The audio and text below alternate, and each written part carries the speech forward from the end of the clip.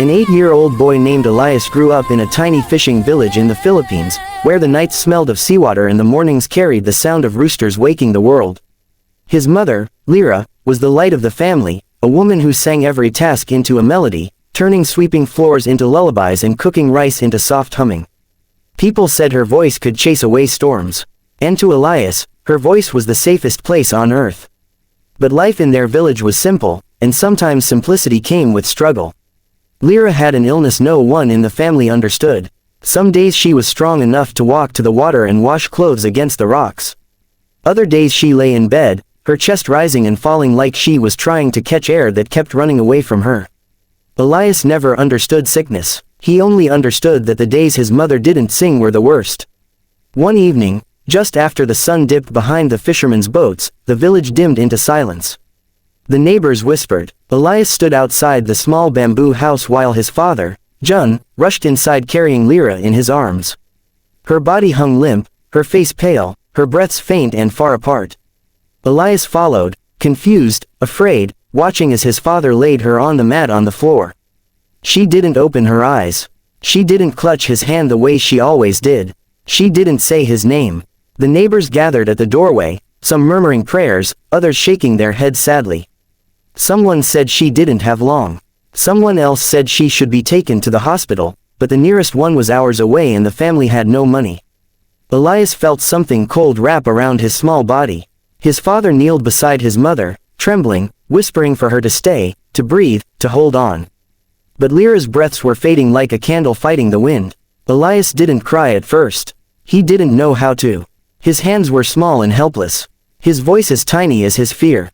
He sat beside her, waiting for her to wake up, to tell him one of her bedtime stories, maybe the one about the moon that never slept. He waited, but the minutes felt heavy, swallowing hope one heartbeat at a time. Someone in the crowd whispered that maybe her spirit was already leaving. Someone else suggested calling the priest. The room smelled of fear and salt. A deep silence took over, the kind that makes you hear your own heartbeat. Then Elias remembered something. His mother always told him, when he was scared or sad, that he should sing. She said singing was like reaching into the sky and borrowing strength from the stars. She always called him her little dream-voiced boy. And when he sang, she said it felt like angels walked into their home. Elias crawled closer to her. His little hands gripped her arm, cold and still. He placed his head on her shoulder, tears finally spilling. And without thinking, without planning, without knowing why, he began to sing. His voice cracked at first, trembling like a candle flame in the wind. But then it steadied, floating through the room in soft waves. He sang the lullaby she always sang to him at bedtime, the one about guiding the lost boat safely back to shore. His voice filled the tiny bamboo walls, spilled out into the night, moved through the crowd that had gathered, and wrapped around his mother like warm hands. People watched in stunned silence. His father held his breath. The neighbors stared, eyes wide. And then, something happened. Lira's eyelids trembled, her fingers twitched, her chest heaved like someone who had been underwater too long and had finally reached the surface. A shaky breath left her lips. Another entered. Her pulse grew stronger, and slowly, painfully, but unmistakably, her eyes opened. The room erupted in gasps. Someone dropped to their knees. Someone else covered their mouth in disbelief. Jun grabbed his wife's hand, sobbing, thanking every saint he could think of. And Lira, barely conscious, turned her head toward Elias. The first thing she whispered was his name. Then she smiled, weak but alive. Elias had sung his mother back to life. News traveled through the village faster than the tide. Some called it a miracle. Others said the boy had a gift from heaven. But Elias didn't care about the stories people told. He only cared that his mother was breathing, smiling, holding his hand again. From that night onward, he sang for her every evening, gently, lovingly, like singing could glue the fragile pieces of her health back together. In the years that followed, she grew stronger. She regained her color, her laughter, her songs. She often said that her son's voice was her medicine, her healing, her second chance at life. She told him again and again that he had saved her. Elias believed her, but he also feared losing her again. And so, singing became his habit, his shield, his way of keeping her here. When Elias turned 13, his father bought him a second-hand guitar, scratched and old but loved. Elias practiced every day, trying to improve the gift everyone believed he had been born with. People invited him to sing at village fiestas, church gatherings, birthday celebrations. They said his voice brought peace, hope, even tears. But no matter how many people applauded, he always sang for one person first, his mother. As he grew into a young man, he began dreaming of singing professionally, maybe even joining a big talent show in Manila. His parents encouraged him, though money was tight and travel was difficult. Still, they promised to try one day. Then came the night when everything changed again. Lira had lived 15 more years since the night Elias saved her.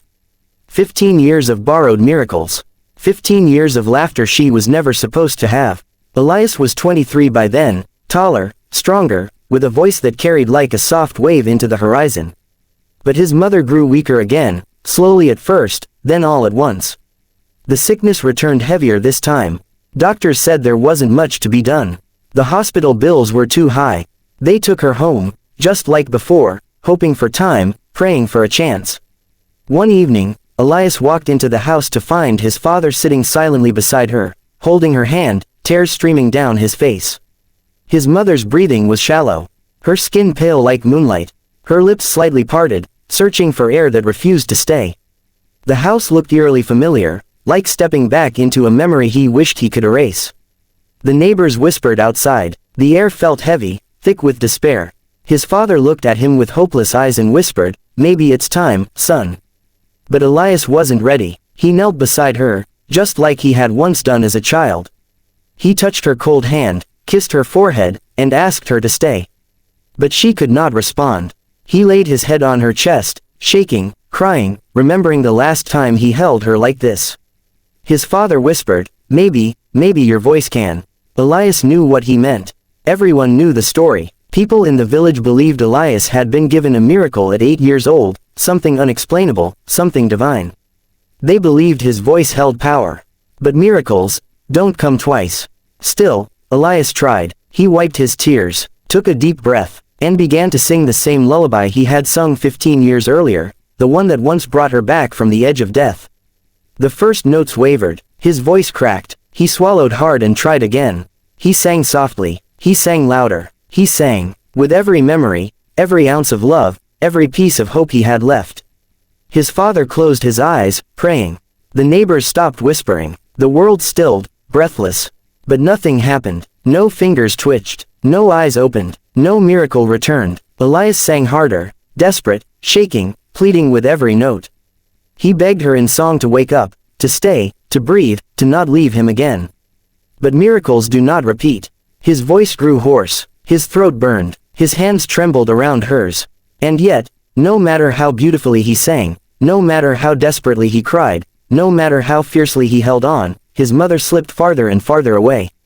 Her chest slowed, her breaths faded, her heart weakened until it made no sound at all. When the last breath left her body, Elias felt something inside him break in a way nothing could ever fix.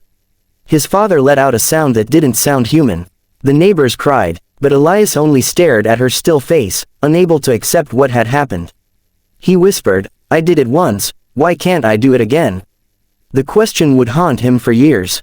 The funeral was simple. The whole village attended. People comforted him, telling him he was blessed, that his mother had lived 15 extra years because of him, that he had given her more life than she was ever meant to have.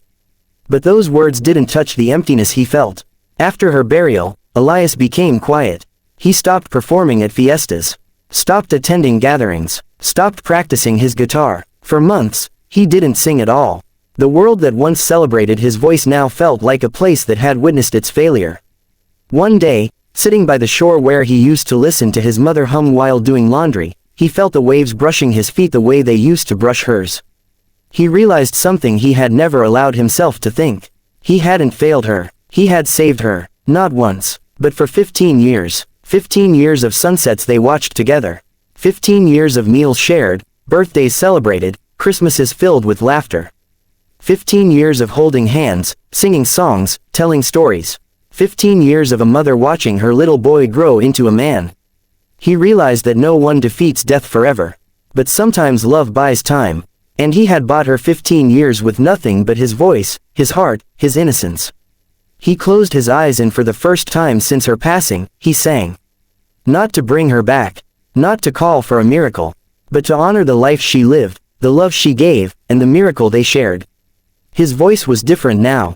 Deeper, sadder, but stronger too. It carried his grief, his growth, his journey from a little boy saving his mother to a grown man learning how to let her go.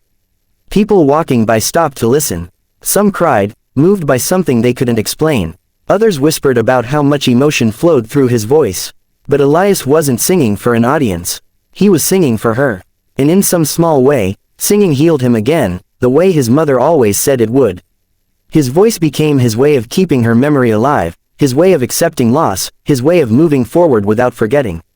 Years later, Elias would finally perform on a stage in Manila. Not for fame, not for money, but because his mother had once told him that the world deserved to hear him.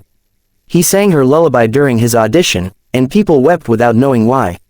They could feel something deep in every note, something real, something shaped by love and loss. He didn't win the competition. But he didn't need to. His performance spread online, touching millions. People felt the story behind his voice even without hearing the words. A clip went viral, titled "The Boy Who Once Sang His Mother Back to Life." When asked about it in an interview, he said only this: "I couldn't save her twice, but she saved me my whole life. And my singing didn't fail her. It carried her. It held her. It gave us years we were never supposed to have. Love gives miracles once. After that, it gives memories. And memories last longer." And in that moment, the world finally understood. He didn't lose his miracle. He lived inside it.